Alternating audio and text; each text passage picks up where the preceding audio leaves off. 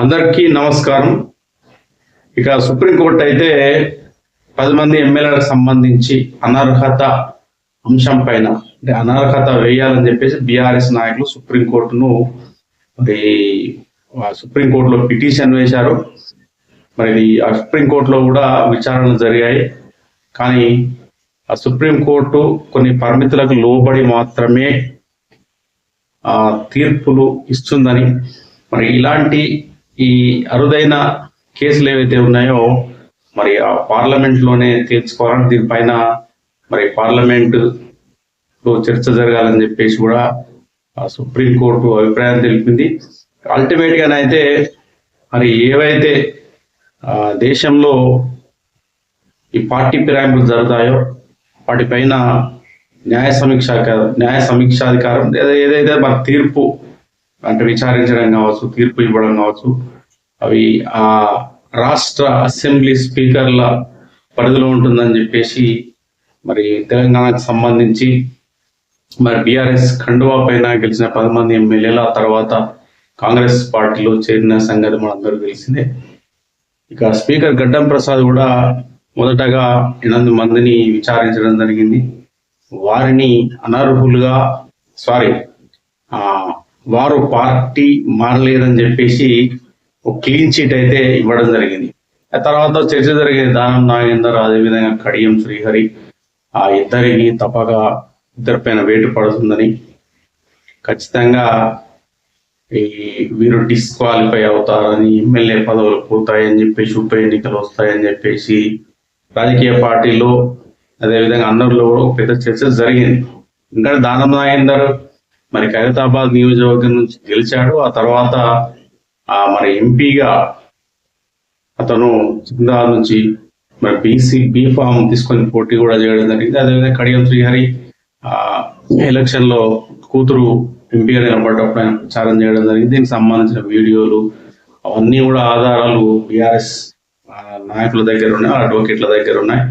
మొత్తం మీదనైతే ఎవరైతే పిటిషన్ వేశారో అనర్హత ప్రకటించాలని చెప్పేసి బీఆర్ఎస్ నాయకులు పిటిషన్, వాళ్ళ తరఫున లాయర్లు ఉంటారు. అదేవిధంగా కేసును ఎదుర్కొంటున్న ఈ ఎమ్మెల్యేల తరఫున కూడా న్యాయవాదులు ఉంటారు. మొత్తం మీద గడ్డం ప్రసాద్ ఈ 10 మంది ఎమ్మెల్యేలకు క్లీన్ చిట్ అయితే ఇవ్వడం జరిగింది. అయితే క్లీన్ చిట్ మరి ఇవ్వగానే ఈరోజు మన సుప్రీంకోర్టు మరి చెప్పేసింది, మరి ఈ స్పీకర్ వీరిపైన మరి ఏదైతే విచారణ జరిగిందో ఆ విచారణలో పార్టీ మారలేదని సుప్రీం అసెంబ్లీ స్పీకర్ గడ్డం ప్రసాద్ తీర్పు ఇచ్చినందున ఇక సుప్రీంకోర్టు అయితే ఈ కేసును డిస్పోజ్ చేసింది, అంటే ముగించేసింది. అంటే అల్టిమేట్ గా ఇక్కడ స్పీకరే ఇక్కడ న్యాయ నిర్ణేత కాబట్టి ఆయన్నే 10 మంది ఎమ్మెల్యేలు పార్టీ మారలేదని చెప్పేసి తీర్పు ఇచ్చిన నేపథ్యంలో సుప్రీంకోర్టు అయితే ఈ కేసు ఏదైతే ఉందో కేసు ముగిసిందని చెప్పేసి అయితే ఒక తీర్పు కూడా ఇవ్వడం జరిగింది. ప్రస్తుతం ఈ అంశం చర్చనీయాంశంగా మారింది. ఇక పార్టీ మారలేదని మొత్తం మీద 10 మంది ఎమ్మెల్యేలు నెగ్గారు. ఇక్కడ మన రేవంత్ రెడ్డి ప్రభుత్వం మరి నెగ్గిందని చెప్పాలా, లేదంటే మరి న్యాయం గెలిచిందా, మరి ఇంకేం జరిగిందా అనేది ఒక చర్చ జరుగుతూ ఉంది. ఇది ఒక రకమైన రాజ్యాంగ సంక్షోభం అనే చెప్పాలి. ఇక దీనిపైన మరి 10 మంది ఎమ్మెల్యేల పైన వేటు పడుతుంది, ఉప ఎన్నికలు వస్తాయని చెప్పేసి భావించారు. కానీ మరి ఎవరైతే ప్రభుత్వంలో ఉన్న స్పీకర్ ఈ 10 మంది ఎమ్మెల్యేలను విచారించి క్లీన్ చిట్ ఇచ్చిన తర్వాత మరి ఇప్పుడు ఉప ఎన్నికలు అయితే లేవు. మరి బీఆర్ఎస్ నాయకులు ఊరుకుంటారా? మరి బీఆర్ఎస్ నాయకుల దగ్గర కొన్ని ఆధారాలు ఉన్నాయి. దానం నాగేందర్కి సంబంధించినవి కావచ్చు, కడియం శ్రీహరికి సంబంధించినవి కావచ్చు, 10 మంది ఎమ్మెల్యేలకు సంబంధించినవి కావచ్చు. వాళ్ళ దగ్గర వీడియోలు, ఫొటోస్, తర్వాత కొన్ని సమాచారం, వాళ్ళ దగ్గర కొన్ని ఆధారాలు ఉన్నాయి. మరి ఆధారాలు తీసుకొని మళ్ళీ వీళ్ళు హైకోర్టుకు వెళ్తారా, మరి సుప్రీం కోర్టుకు వెళ్తారన్న చర్చ కూడా ప్రస్తుతం అయితే జరుగుతూ ఉంది. మొత్తం మీద అయితే మరి గత కొన్ని నెలలుగా ఈ 10 మంది ఎమ్మెల్యేల అంశం అయితే రాజకీయంగా చర్చనీయాంశమైంది. మరి మొత్తానికి ఈ అంశం కొలిక్కి రావడం జరిగింది. మొత్తం మీద మరి అధికార కాంగ్రెస్ ప్రభుత్వం ఊపిరి పీల్చుకుంది. అదేవిధంగా మరి గత 2-3 నెలలుగా మరి విచారణ కొనసాగిస్తున్న అసెంబ్లీ స్పీకర్ గడ్డం ప్రసాద్ కూడా మరి ఆయనకు కూడా ఊరట లభించిందని చెప్పాలి. అదేవిధంగా 10 మంది ఎమ్మెల్యేలు కూడా తమ భవిష్యత్తు ఏమైపోతుందో, తమ పదవులు పోతాయి, తమ ఎమ్మెల్యే పదవులు పోతాయని మరి వాళ్ళు కూడా ఆందోళన చెందారు. వీటన్నిటికైతే మరి ఫుల్ స్టాప్ పడింది.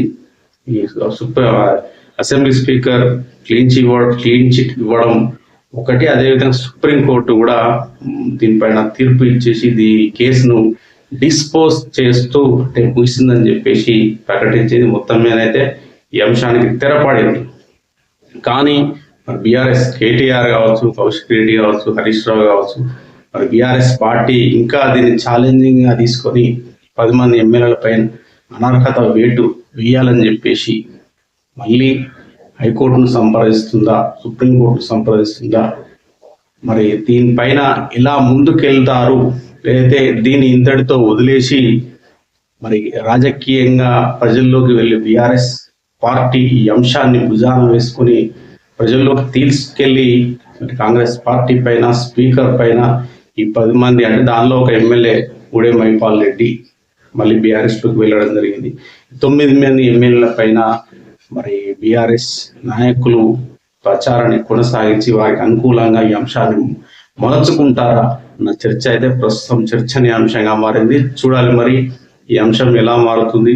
మళ్ళీ దీనిపైన బీఆర్ఎస్ నాయకులు మరి న్యాయపరమైన పోరాటానికి కొత్త తెర తీస్తారా అన్న అంశం మీద ప్రస్తుతం చర్చనీయాంశంగా మారింది.